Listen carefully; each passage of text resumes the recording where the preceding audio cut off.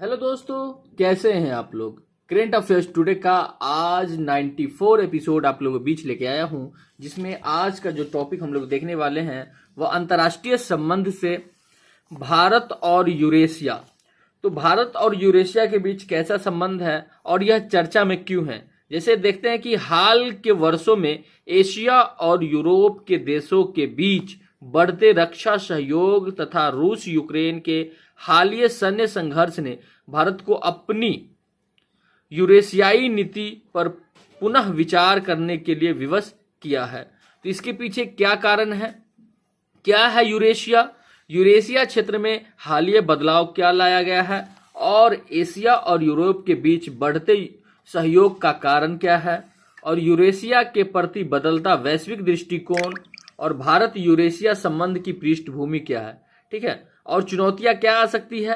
तो इन सभी मुद्दों को आज के इस वीडियो में देखेंगे और इस टॉपिक को बेहतर तरीके से समझने के लिए इसे जो संभावित प्रश्न है उसको देख लेंगे, जिससे इस टॉपिक को समझना आसानी हो जाएगा। तो कह रहा है कि यूरोप और एशिया में उपजते नए क्षेत्रीय संघर्षों की पृष्ठभूमि में यूरेशियाई क्षेत्र के संदर्भ में भारतीय विदेश नीति की समालोचनात्मक समीक्षा कीजिए। तो देखते हैं इस टॉपिक को। तो दोस्तों, अगर आप यूपीएससी या स्टेट पीसीएस की तैयारी करते हैं और तो आप अगर किसी न किसी करेंट अफेयर्स के जो स्रोत है, जैसे यूट्यूब हो गया या विभिन्न वेबसाइट हो गया या न्यूज़पेपर हो गया, वो आप देखते ही होंगे। उसी में से एक स्रोत हम आपके बीच लेके आए हैं, मैगजीन जो दृष्टि के द्वारा दिया जाता है, जो हिंदी माध्यम स्टूडेंट के लिए बहुत ही ज़्यादा महत्वपूर्ण है और हेल्पफुल रहा है यह दृष्टि, ठीक है, मैगजीन। तो क्या है कि बहुत सारे स्टूडेंट के पास यह नहीं पहुंच पाता है और यह उनका वो इनका फायदा नहीं उठा पाते हैं, ठीक है। तो क्या किया है कि जिन तक नहीं पहुंच पाता है हम वीडियो के माध्यम से आप तक पहुंचाने की कोशिश कर रहे हैं।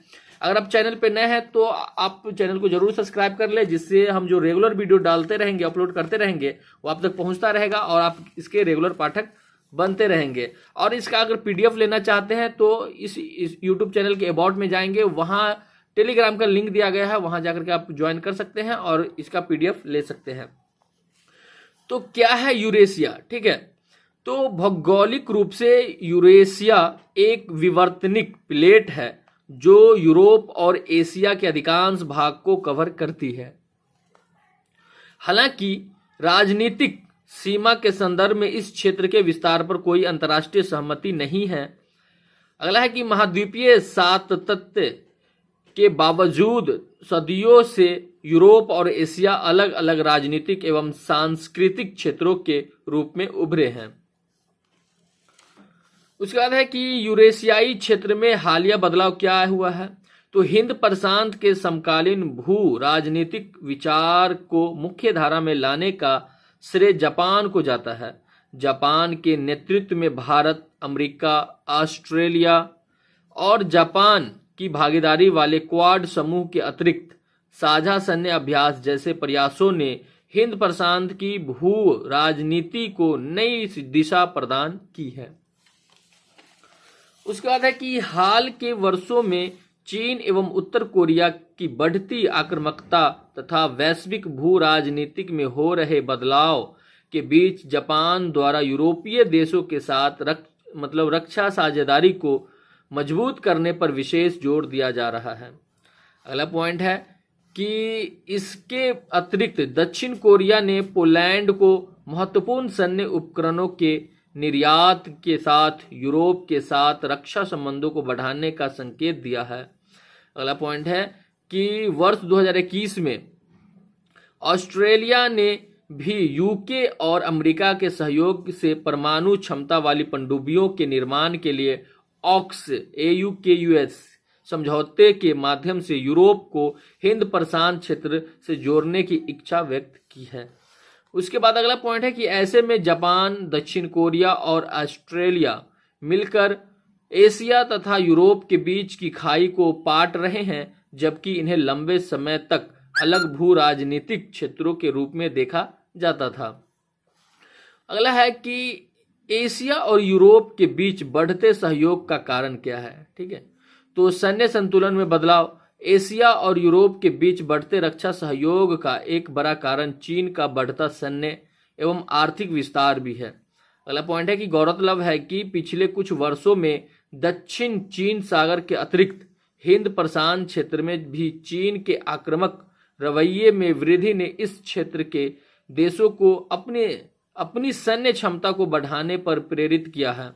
अगला पॉइंट है कि चीन ताइवान के बीच हालिया तनाव के दौरान चीन द्वारा ताइवान के निकट मिसाइलों की तैनाती और उत्तर कोरिया द्वारा नियमित मिसाइल परीक्षणों के अलावा रूस यूक्रेन के बीच जारी संघर्ष ने दोनों क्षेत्रों के देशों को अपनी रक्षा नीति में बदलाव करने के लिए विवश किया है।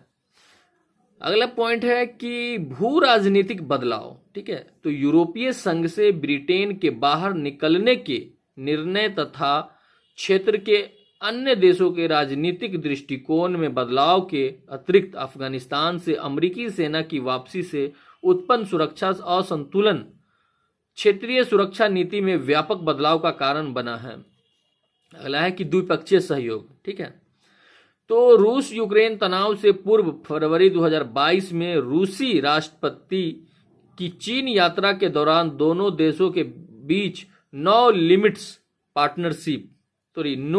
पार्टनरशिप की घोषणा की गई।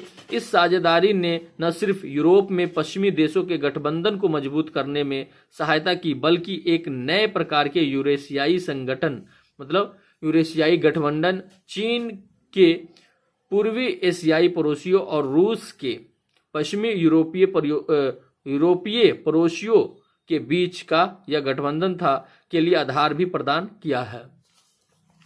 अगला है कि यूरेशिया के प्रति बदलता वैश्विक दृष्टिकोण। ठीक है, तो कि रूस जो है 2000 के दशक में सोवियत संघ के पश्चिम के साथ मतभेद बढ़ने के साथ ही उसने यूरेशिया और ग्रेटर यूरेशिया की नई भू राजनीतिक अवधारणा विकसित की। अगला पॉइंट है कि वर्तमान में चीन के साथ मजबूत गठबंधन बनाते हुए पूर्व सोवियत क्षेत्र पर अपनी पकड़ मजबूत करना तथा इस क्षेत्र में पश्चिमी देशों के प्रभाव को सीमित करना रूस की यूरेशियन रणनीति का हिस्सा बन गया है। अगला है कि चीन पिछले 2 दशकों में एशिया और यूरोप के अधिकांश देशों में चीन का तीव्र विस्तार यानी चीन 16+1 यानी जैसी पहल के माध्यम से देखने को मिला है। उसके बाद है अगला सब पॉइंट कि अफगानिस्तान से अमेरिकी सेना की वापसी और मध्य एशियाई देशों के बीच रूस की कमजोर होती पकड़ को देखते हुए इस क्षेत्र में चीन की सक्रियता में वृद्धि हुई है। संयुक्त राज्य अमेरिका इसका क्या ये है अस्तित्व है, तो द्वितीय विश्व युद्ध के बाद से ही यूरोप और एशिया के कई देशों की सुरक्षा नीति के निर्धारण में अमेरिका की भूमिका प्रमुख रही है। परंतु पिछले कुछ वर्षों में अमेरिका ने यूरोपियन कमांड के तहत अपने सैनिकों की संख्या कम करने के साथ जापान तथा दक्षिण कोरिया को अपने सैन्य क्षमता में विस्तार करने के लिए प्रोत्साहित किया है। अमेरिका ने यूरोप और एशिया में अपने सहयोगियों व साझेदारों को एक दूसरे के साथ अधिक सहयोग करने की इच्छा व्यक्त की है। अगला पॉइंट है कि हालांकि इस दौरान हिंद प्रशांत क्षेत्र में क्वाड पहल के तहत अमेरिका अपनी सैन्य पहुंच बनाए हुए है। भारत यूरेशिया संबंध की पृष्ठभूमि किस प्रकार है, तो ये देखते हैं कि यूरोप ऐतिहासिक दस्तावेज में यूरेशिया के साथ भारत के प्राचीन सभ्यतागत संबंधों के संदर्भ में देखने को मिलते हैं। बौद्ध युग में संघ और श्रेणी के बीच सहयोग ने दोनों देशों के बीच अस्थायी संपर्क का निर्माण किया। उसका बाद अगला पॉइंट है कि बौद्ध धर्म के पतन के बाद भारतीय उपमहाद्वीप में ब्रिटिश शासन की एक क्षेत्रीय इकाई के रूप में मध्य एशिया में भारत के प्रभाव का विस्तार देखने को मिला है। अगला पॉइंट है कि हालांकि स्वतंत्रता के बाद भारत व पाकिस्तान के विभाजन तथा आंतरिक एशिया से भारत के भौतिक संपर्क के अभाव ने यूरेशियन भू राजनीति में भारत की पहुंच को सीमित कर दिया। अगला है कि स्वतंत्रता के बाद रूस की ओर भारत के झुकाव ने यूरोप और भारत के संबंधों की प्रगति को भी प्रस्तावित किया।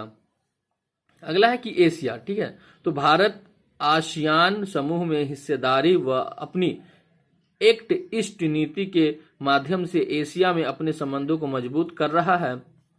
अगला है कि मध्य एशियाई देशों के साथ शिखर सम्मेलन, ईरान में चाबहार समझौते और अंतर्राष्ट्रीय उत्तर दक्षिण परिवहन गलियारा इन INSTC के माध्यम से भारत ने मध्य एशिया में अपनी पहुंच को बढ़ाने का प्रयास किया। अगला पॉइंट है कि हाल के वर्षों में यूरोप के अधिकांश देशों के साथ भारत के द्विपक्षीय संबंधों में प्रगति देखने को मिली है। साथ ही दिसंबर 2021 में नाटो के साथ राजनीतिक संवाद में हिस्सा लेकर इस साझेदारी को विस्तार देने की इच्छा व्यक्त की है। अगला है कि चुनौतियां, ठीक है।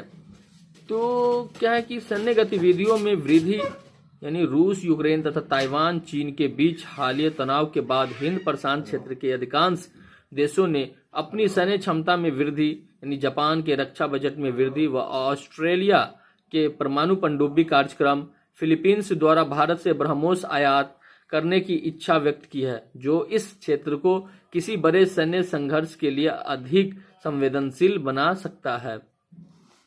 संबंध संतुलन, तो रूस और चीन के साथ पश्चिमी देशों के तनावपूर्ण संबंधों के बावजूद भारत क्वाड, संघाई सहयोग संगठन तथा ब्रिक्स जैसे समूहों में अपनी भागीदारी को बनाए रखने सफल रहा है, परंतु महाद्वीपीय शक्तियों के बीच बढ़ते मतभेद के कारण भारत के लिए इन समूहों के बीच संतुलन बनाए रख पाना एक बड़ी चुनौती होगी। अगला है कि रूस चीन सहयोग, ठीक है। तो हाल के समय में वास्तविक नियंत्रण रेखा पर चीन के बढ़ते हस्तक्षेप के बीच रूस और चीन के बीच बढ़ती रक्षा तथा व्यापक द्विपक्षीय साझेदारी भारत के लिए एक बड़ी चिंता का कारण बन सकती है। आगे की राह क्या है? तो वैश्विक भू राजनीति में हो रहा तीव्र बदलाव भारत के लिए जापान, ऑस्ट्रेलिया, दक्षिण कोरिया, अमेरिका और यूरोप के साथ साझेदारी में अपनी सामरिक क्षमताओं को मजबूत करने का सबसे उपयुक्त अवसर प्रदान करता है। अगला है कि भारत दशकों से यूरेशिया के विभिन्न घटकों से अलग अलग निपटता रहा है, परंतु वर्तमान परिवेश को देखते हुए हिंद प्रशांत की तरह भारत को यूरेशिया के लिए एक एकीकृत दृष्टिकोण अपनाने की आवश्यकता है।